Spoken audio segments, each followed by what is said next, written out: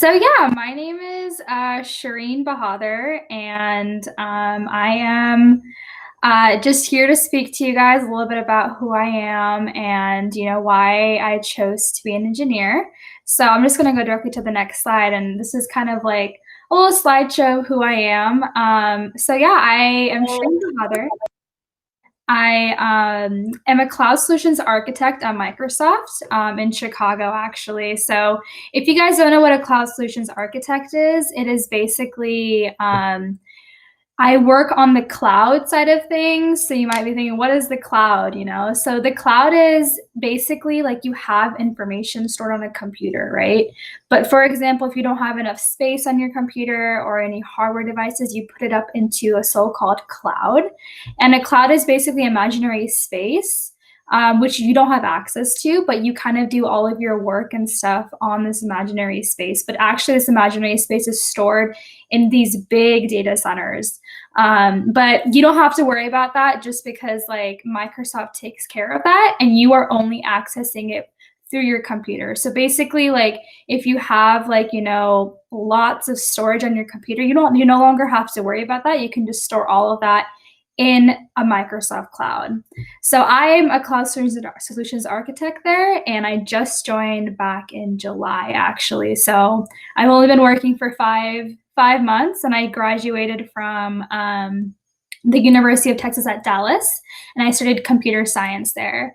So I was born in Pittsburgh, Pennsylvania, and I grew up in Boise, Idaho. And I'm currently in Boise, Idaho right now, and I'll be moving to Chicago in a month actually. So I am from the potato land, if you guys are into potatoes. Yeah, so I did computer science. I graduated with a bachelor's degree in there.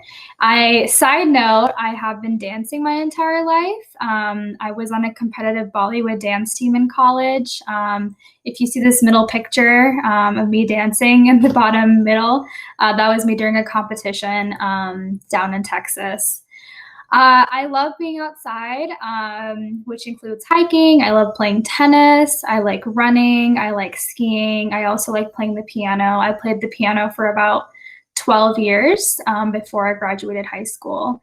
I also like working out, traveling, and trying new food. So this is like kind of like a compilation of all my family, what I like to do, where I went to school. So yeah, it's a little bit about me. So a little bit about my background. So why I got into coding, why I'm an engineer. So for a shocker, my parents are both engineers. So they both have been engineers their entire life. They graduated from an engineering school and then they went on to become engineers at the company called Micron here in Boise.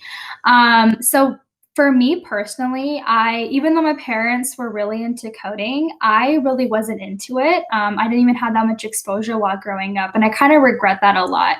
So I didn't get introduced to it until I was about 17 years old, which is pretty late. I really wish I had done it more when I was growing up, because my specific school where I was growing up, they didn't really have that many coding classes. So here at your school, it's really nice to see that like they're doing coding, they're getting you more involved earlier on. So when I was growing up, I did a lot of like Scratch and JavaScript. So I would do like the block programming where you just like drag and drop and you would see like animations, which was super cool to see. And I really loved that. And I also did a lot of JavaScript as well. So JavaScript is basically a front-end language where you can create a lot of cool animations. You can make your websites more interactive. Like if you see like cool like animations on websites, that's probably JavaScript what you're working with. So yeah, that's a little bit about my background. And I will kind of go on to like my next area of interest, which is my career path. So I kind of mentioned this already.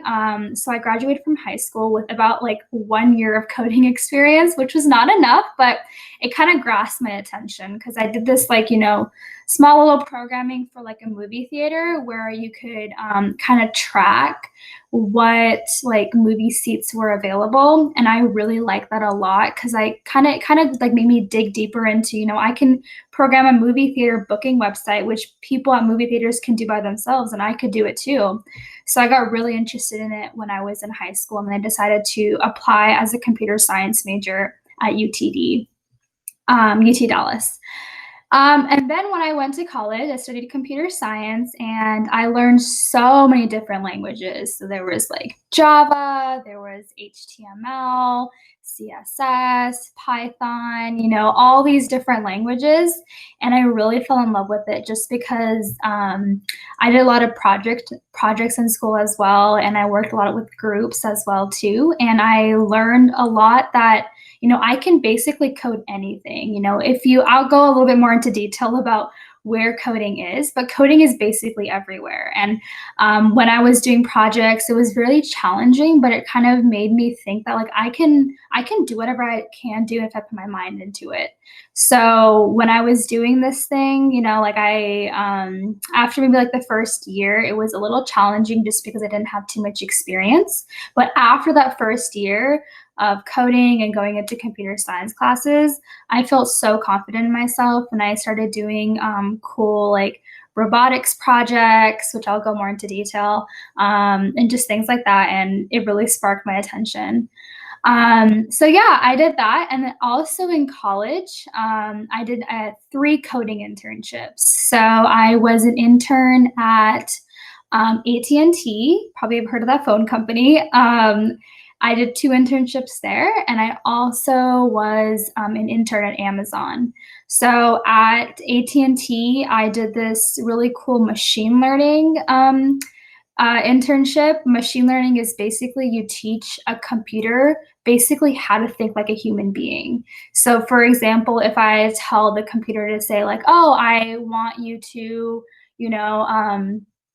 program this certain thing for me, or like tell me what the weather is, instead of me going looking up the weather, I can get the computer to program it and spit out what the weather is outside. So for example, like, if you say, hey Alexa or hey Google, tell me what the weather is, that's basically machine learning going on right there. So I coded a cool internship project with them. And then at Amazon, I did an internship, which was for people with disabilities, and it was for people who couldn't see. I'll actually go into more detail about what the project was, but that's basically what got me really into it, just because I had more real life exposure.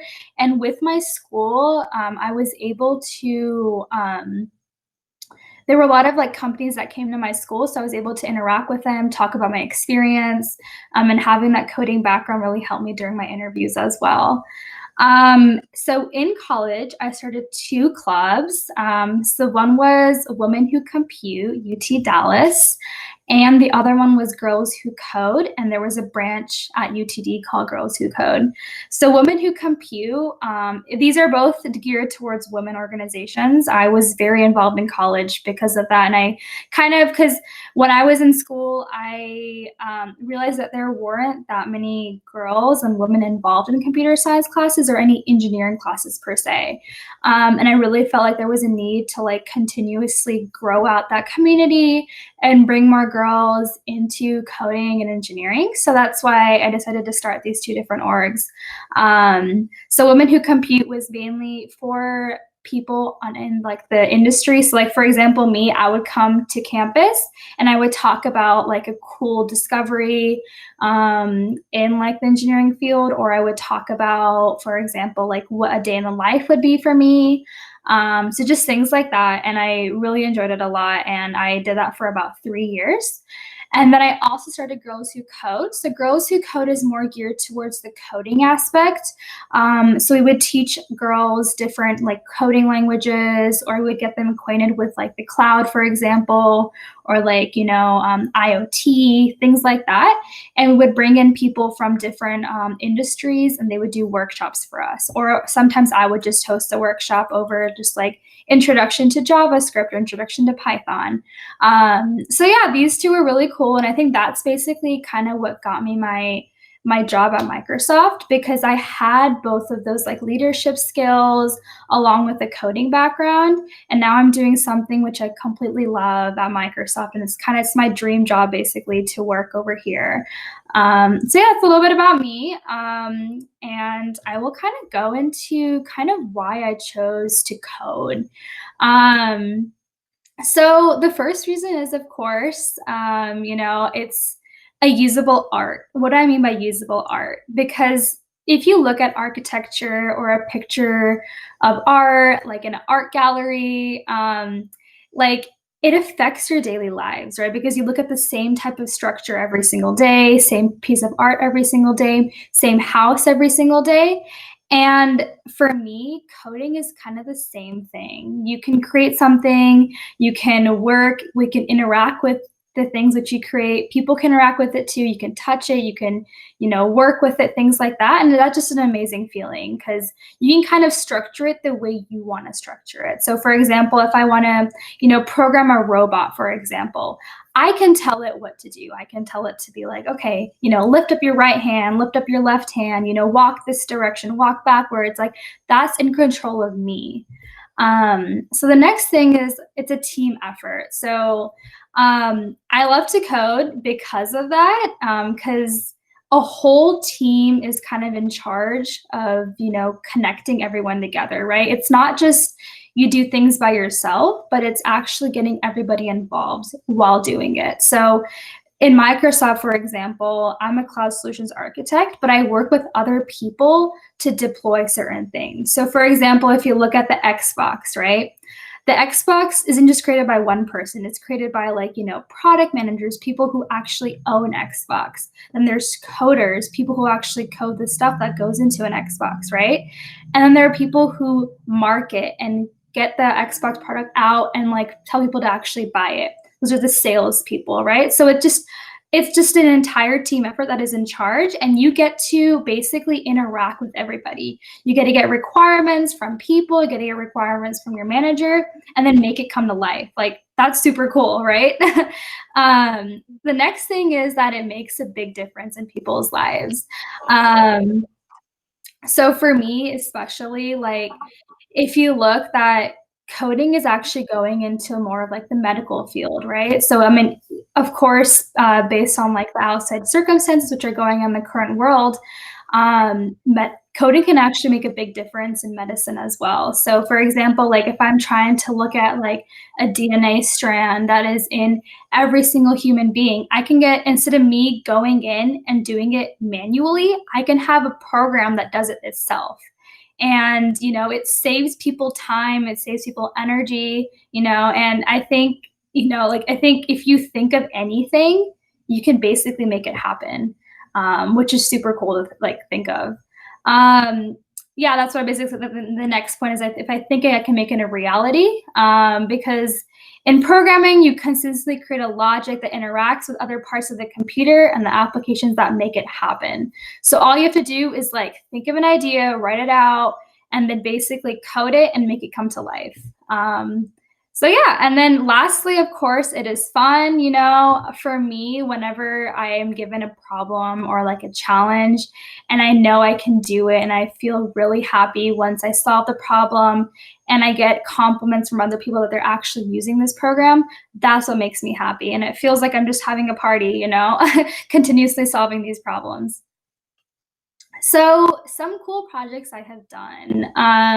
So I actually did a NASA Space Robotics Challenge a few years ago.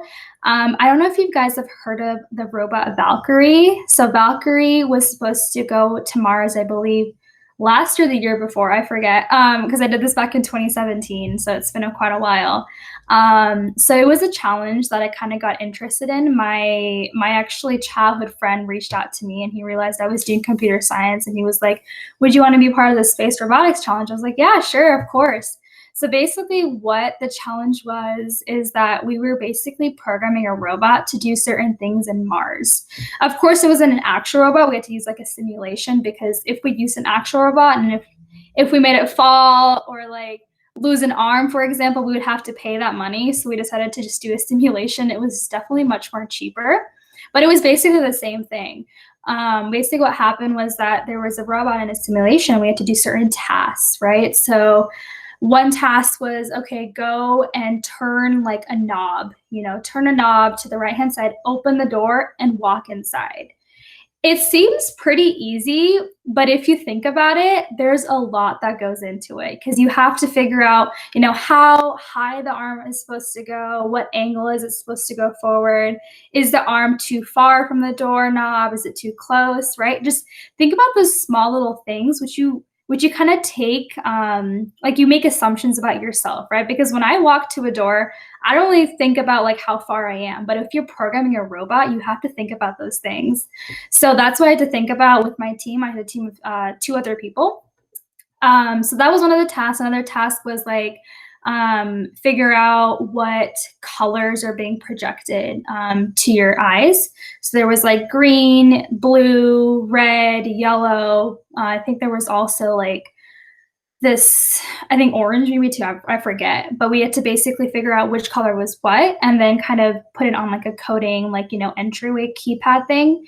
And then that was like the first section of it. And like the next sections were, you know, uh, like turn a dial around, like spin a wheel so a certain portion of like the robot, could do certain things. It was just everywhere. Like it was a lot of stuff going on, but I had a lot of fun with it because I had never programmed like that before. Like I was only doing like classes with programming, like I was just doing like small little programs here and there. But this was like a real world example where I could see that my coding experience could actually go and like be coded into like a robot who's going to go into Mars. Like that is super cool.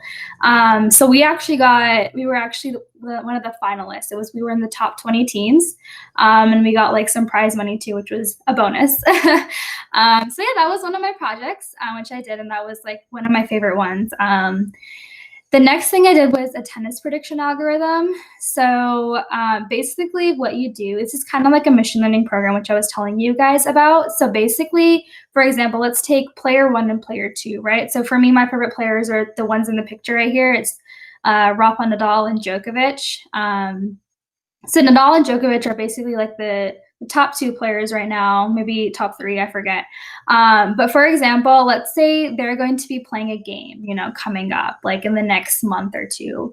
And you want to see who wins, right? So is Nadal going to win or is Djokovic going to win, right? So for me to predict that, right, I would have to look at previous data, right? So I'd have to go back to like the first time they played and compare it to like the last time they played and look at all the games in between, right? So who won the game, who had the better serves, who had the better forehands, who was better up at the net, things like that you have to consider and then make a decision about who's going to win. Also, you have to take in consideration, like the type of court they're going to play on. So in tennis, there are like clay courts, grass courts, and hard courts. So you have to figure out like, okay, so what is the next,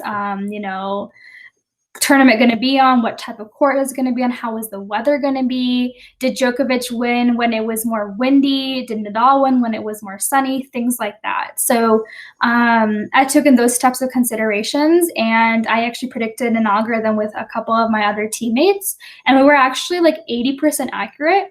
80% doesn't seem like a lot, but it actually is. It's basically every 8 games you're predicting accurate.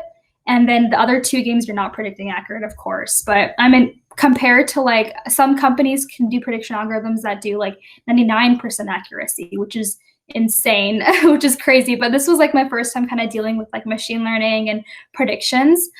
So that's another thing which you can do with coding too. You can basically predict if, like someone's going to win a football game or a soccer game, things like that. And like the last cool project which I did was Alexa, What's in My Hand at Amazon. This is my internship 2 summers ago. So I kind of went into some detail about this a couple of slides ago, but basically what it is that we use an Echo Show. So like, the Echo Dot, but Echo Show has a screen on it. So what would happen, it was that this was mainly a functionality with people who were blind. So basically, pretend this is a screen, right? And I had like a can of like potatoes in my hand, right? But I can't see, so I'm not exactly sure what it is, right? So I put it up to Alexa and I'm like, Alexa, what's in my hand? Then Alexa scans the can and returns back, oh, that's a can of potatoes, So isn't that pretty cool? Like you can basically tell Alexa that like if you have nobody else in your family who's helping you in the kitchen, you can just showing up to Alexa and be like, Alexa, what's in my hand? And she'll return you back what's in your hand. So that was a lot of cool. It was pretty cool to program that too, because you have to kind of look at lots of similar pictures associated with that can and maybe scan a barcode, scan things like that. So I really enjoyed that project. It was another example of how machine learning and like programming can make a big impact on just an ordinary person. So so I was kind of mentioning this earlier too, but basically computing is everywhere, right? So I'm just going to give you like just a few examples of where computing is. I already mentioned a couple, but I want to mention some more. So first of all, music, right? How can computing be used in music, right? So if you think about it, maybe some of you guys have like Spotify or Apple Music, you know, or like just any music platform stream you have, right? How do you think, like, if you just put up, like, you know, if you once you go on to like Spotify or Apple Music, there's going to be like for me especially, there's something that says that like your top favorite songs, or like songs that you might be interested in, right? Even though I've never heard of these songs, it's telling me some songs which I'm going to be interested in listening to. So how do you think that happens, right? That's actually an algorithm. That's a coding algorithm that is being generated through Spotify or through Apple Music. It basically shows you like what type of music have you been listening to, like the genre or like the type of music, and then it basically associates that into something which you'll be interested in. So whenever I listen to, for example, you know, like pop music or rap music or like just things like that, it'll generate a playlist for me the next time I go onto the app, and it'll be like, okay, these are the songs which are related to like pop or like rap or R&B, and then it will make a playlist for me, and like the songs will be pretty similar tastes, which I usually have. So that's all an algorithm, and it's pretty cool to see that. You can also teach a computer how to create good music as well from scratch. You can kind of like feed it different like tunes, different beats, and then it will just generate like an entire music soundtrack for you, which is pretty cool. The next thing is medicine. I already kind of mentioned this before, but you can also like, you know, use computers to like simulate like, you know, chemical reactions that help narrow down what sorts of things might be effective in treating like particular illnesses. You can also, you know, use computers to crunch the huge amounts of data in our DNA and help us find genetic issues within a person as well. So I bet you didn't think you could save lives with computer science as well. And the next thing is video games. I already mentioned this with like the Xbox, but you can program video games, like cool video games, to do cool graphic designs as well. So actually within computer science, there's this thing called animation or even computer graphics. So there's like kind of like two subsets of computer science as well. So, you know, there's like definitely like, you know, the engineering side where you can do like websites, you could do like backend engineering, which is more of like, you know, storing data, how you do that. You can also do video game designing too. That's a lot of coding in the backend too. So if you're playing a game on your phone, that's probably very much coded. All of like the Xbox games and like, you know, the PS5 games are all coded. So my particular favorite game when I was growing up is Plants vs. Zombies. And that's one of my favorite games. And I kind of like want to see how they code it, you know, like how do they know that like I'm coming at them, or like how do I know like, you know, where are these different like zombies coming, you know, things like that, which is super cool to see. The next thing is washing machines. I'm pretty sure you wouldn't have thought that washing machines also have coding in them. So for example, like, you know, there's different sensors, right, in washing machines. If you put like a big load or like a small load, how does it detect that it is a big or small load? It's basically, once again, like computer science involved, coding involved, because you have to code it to see that how much clothes are in the washing machine, right? And how long should I be doing it for? And also, you know, like figuring out when to stop it, you know, how long each of those different load cycles should be going on for. And that's a very like classic example of, you know, how you can code a washing machine to like, you know, wash your clothes. The last thing is Google Maps. So Google Maps is also very like coding related as well. So for example, if I want to go from destination A to destination B, so from my house to, let's say, the grocery store, but the grocery store is like, you know, 20 minutes away, but I know that I can find a really efficient route. Like instead of taking 20 minutes, I can probably take 15 minutes going a longer route, but it'll be quicker, right? So that's also an algorithm in the back end too. It's actually called the shortest path algorithm. So how quickly can I go from one side to the next side? And because like one day, maybe for example, I have a lot of traffic on one particular road and I do not want to go there, but Google Maps will detect there's a lot of traffic on that road, so go a different route, right? So that's also a great example of how computer science can also affect you driving from one place to another. And these are just to name a few. There's definitely a lot more where there's coding related. So yeah, I guess I'm kind of wrapping up a little bit. I just kind of wanted to tell you from experience that, don't be afraid to start coding. Don't be afraid to get into the engineering side.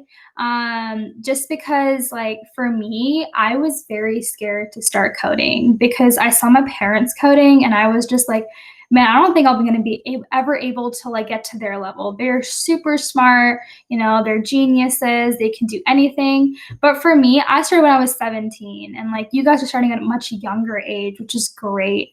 I started when I was 17 and, I think that when I started my first program, like it was a little intimidating just because like I felt like I had a long ways ahead of me, but literally if you take it step by step, you're going to get there. You're going to get to wherever you want to get. I ended up loving it so much. I went into college, with minimal experience and I ended up, getting my dream job. You can do anything once you put your mind to it. So for like, if you guys, I have this picture of this woman right here. Does anybody know who this is? I know I can't really ask you this question, but, this girl's name is Grace Hopper. So she actually thought of like the first machine independent programming language. Basically, instead of programming on a computer, you can use a different language, such as JavaScript, like Java, COBOL, things like, not COBOL. COBOL is a really old language. Don't use that. But just things like that. And she was the first one to actually think of that. And she was a woman back in the age too. And she developed a really basic programming language that is being used up until today as well. And she's renowned as one of like the best programmers of her time. And actually now there's an entire conference named after her. It's called the Grace Hopper Conference. It's basically a conference where a lot of women from everywhere in the US, even the entire world, come and interact with different employers, listen to different conversations, workshops, things like that. And that was super. I actually went to it 2 times and I had a blast. So she actually is one of my really good role models just because when I was in classes, I was the only girl and I kind of like thought like, okay, if Grace Hopper can do it, I can do it too. So also coding teaches you like how to think. It kind of makes you think in different complex ways, like things which you haven't really thought of, like how I mentioned like the entire thing about robots, right? I personally like don't even think about like, how low I should be sitting on a chair, right? Or how close I need to be to, turn a knob for a door, but for that, you need to start thinking about those things, right? Because a robot doesn't know any of that, but you have to program a robot to do those certain things, right? So it just kind of makes you think about things in the world differently. Like, why are things the way they are? And it makes you kind of dig deeper into those specific problems or solutions you want to actually solve. Also, learning to program gives you more ideas of how to think in the world. Things like small things like why do like the leaves go back and forth when it's super windy, because I want to program that in a certain like video game, for example. Like just small things like that. Just like think about it and it will make more sense, because I never used to think like that, but once I started coding, I started paying attention to like smaller details as well. And then also learning to program also makes you kind of pay attention to small little details. So for example, when I was coding for the first time, I didn't realize you have to put like a semicolon, at the end of like a line whenever you're programming. So I would just like, press run and nothing would run. I would always get into errors, but then I would realize that, oh, I missed a semicolon. That's when my entire program is not working, right? So once you start paying attention to small little details, you'll become quite skilled at checking your own work and not to mention you're gonna be doing things right the first time. So yeah, that's a little bit about me and like why I got into it. I was just wondering if you guys had any questions. I'll open it up to the audience or um, Miss Winter if you have any questions too for me.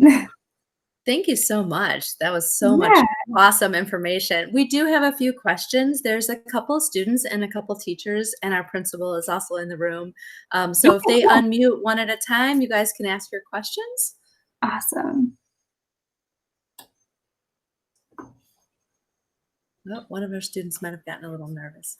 Yeah, don't be nervous. Hello. Hi, How are Jonathan. you? I'm good. Good, How are good. you? Good, thank you. Great presentation, by the way. Absolutely wonderful. We talked about AI last week in my class, how artificial intelligence is really taking off right now, and it's going to be Yeah. huge in the next few years. And we're really lucky because we're witnessing it as it's going on right now. One thing we did talk about, what could be drawbacks of artificial intelligence? Are there anything that could be a negative in a way of using so much artificial intelligence? Yeah, for so what I have noticed especially seeing how quickly artificial intelligence is picking up pace is that a lot of things are becoming automated now. So I've been seeing that especially the past like 10 years, I would say. If you look at, like automation jobs, right? So there's such thing as like, automating scripts, for example. So instead of you doing manual work, you would have a program that automates things and you would code that, right? But once AI comes into the picture, like you no longer have to do that anymore. You no longer have to do automation. Everything is done by a robot or an AI, bot or something like that, right? So I think that's one of the major drawbacks is that people are losing, their jobs as well, sadly to say, because it's just picking up pace so quickly. Another drawback which I do see is that it could lead to like, data breach concerns, or even privacy issues as well. So especially when programming AI, models or AI solutions, you have to be very considerate of the fact that you are using real people's data. So for example, if I want to kind of automate, for example, if I'm on like, like social media and I want to kind of detect which type of content is, like not like not not I would say like content which shouldn't be on the internet, right? You're basically going into people's private accounts and deleting those pictures, right? So that's basically kind of what AI is, machine learning, is that you kind of look into different aspects of like, okay, this picture is not good or this post is not good, so let's take it out. But you're also breaching someone's personal space and personal's, right to say whatever they want to say, right to post whatever they want to say. So that's also another kind of drawback and like things you need to consider when making these different, AI, problems or kind of solutions. Hopefully that answered your question.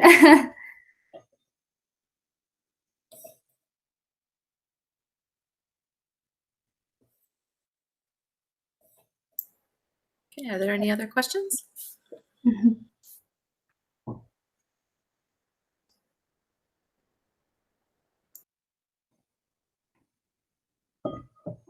Oh, you're muted. Thank you. Yeah. If maybe you could tell us while we're waiting for them to think of the other questions, what would, if I walked into your office during an hour of the day, what would we see happening? Like, what do you do just during the day at work? Yeah, sure. So I actually haven't been to the office. So I started from home. I started working from home, sadly. But if I were to go to the office, the first I would say, like 30 minutes, I would probably just be checking emails, responding to whatever I missed from the day before when I logged off. And then I would get into this. So every Mondays we have this scrum call. So a scrum call is basically every single Mondays we kind of go over what we need to do during the week and what needs to be done. If there's any like blockers, if anyone needs to help us, that's when we kind of get into contact with like the rest of the team and see who can help each other. So we have that for 30 minutes in the morning. And then I kind of go into, so my specific role deals with customer meetings. So I help customers help different companies get onto the cloud. So for example, if I have like, one of our biggest customers is Walmart, right? So Walmart has this enormous amount of data and they need help getting this data onto the Microsoft cloud. So I would probably have a couple meetings here and there with clients such as like Walmart, or like actually we have like smaller clients as well, which I particularly work with. And we just have like meetings with them, seeing how their migration process is going, if they need any help, how we can help them. So I have about like 1 or 2 of those meetings during the day.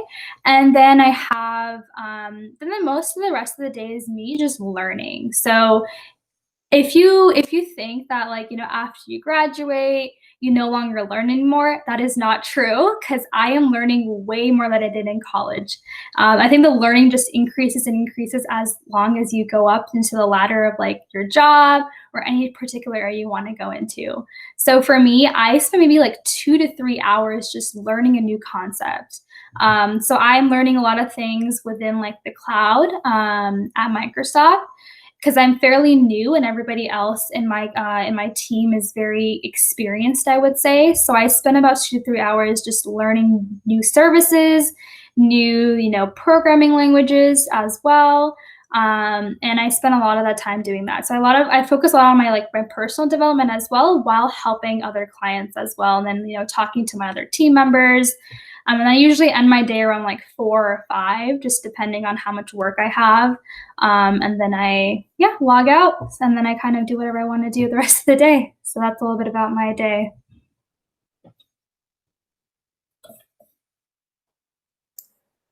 Awesome. Thank you. Yeah. Are there any other questions? Hi. Go ahead. Hi. So, in my literacy class, we're learning about people who are sending letters to their younger self and trying to learn from their mistakes. So, one of the students wanted to know, what mistake did you learn from, or what mistake did you do, and then you learned something from it? Yeah, sure. Let's see. Let me think of one mistake I did. Actually, I made a lot of mistakes. I'm trying to think of like a really good one which I made. Yeah, so I would say back in high school, I was given the opportunity to actually take part in this. It wasn't like a computer science class, but it was an engineering class. Basically, we were kind of programming how like a 3D printer would actually work, which is pretty cool. Like 3D printers are actually a big thing now. But I decided not to take the opportunity on, because I was like, oh, I'm not really interested in engineering, and I don't know why I would want to do that, even though my dad and my mom were like pushing me to do it, because they were like, even if you're not interested in it, you should just learn from it. But I decided not to do it because I just wanted to do something else when I was growing up. But then I realized that I probably should have taken that opportunity and just gone for it, because I feel like for me, I learn the most when I get put into something just out of like random and out of curiosity. So like if I'm not interested in one area of aspect, I probably will become interested in it after taking a class or after participating in it. And that's something which I have learned after that opportunity, after that mistake I did happened. So then after that, I got into, like JavaScript and coding a website, and I really liked it a lot. I also, started taking on opportunities which I didn't even think I would like. So for example, the whole NASA project which I did with like the robot, I wasn't even interested in it in the first place. I was like, yeah, I don't want to do robotics. That's not my thing. But then when my peer kind of insisted on me, he's like, yeah, just do it. Like, see if you like it. If you don't like it, you can always quit after a month or 2. I decided I was like, okay, let me just try it out. And I really, really loved it. And I think that's kind of what got me really, really into, programming and coding. So I would say like a piece of advice is that, if you are a little hesitant in trying something, just do it. Just try it. Like you'll probably like, I mean, worst case, you just won't like it, right? You won't do it again. But there's no harm in just trying it and like, you know, seeing if you can succeed, seeing if you want to do it, if you like it, if you want to do more things associated with that. Thank you. Yeah. Awesome advice for our students. We really appreciate you coming and visiting with us and telling us about your job and your career and about coding. Next week, our students are going to participate in the Hour of Code, and they're in a STEAM class, so they learn about different careers in the STEAM fields. And I think it's really valuable, you know, to hear what real people are doing with this, these skills. So we really appreciate your time and coming to visit, and we will let you know. We're gonna post this on our YouTube channel, and hopefully some of our kids will really take off. And the, you know, video games and all this are really interesting to them, so hopefully it could just be a stepping stone into a career in the future. Definitely. So no, I'm glad you enjoyed it. Great. Thank you so much. And if we have any other questions, I will email you. We're going to end the live stream now.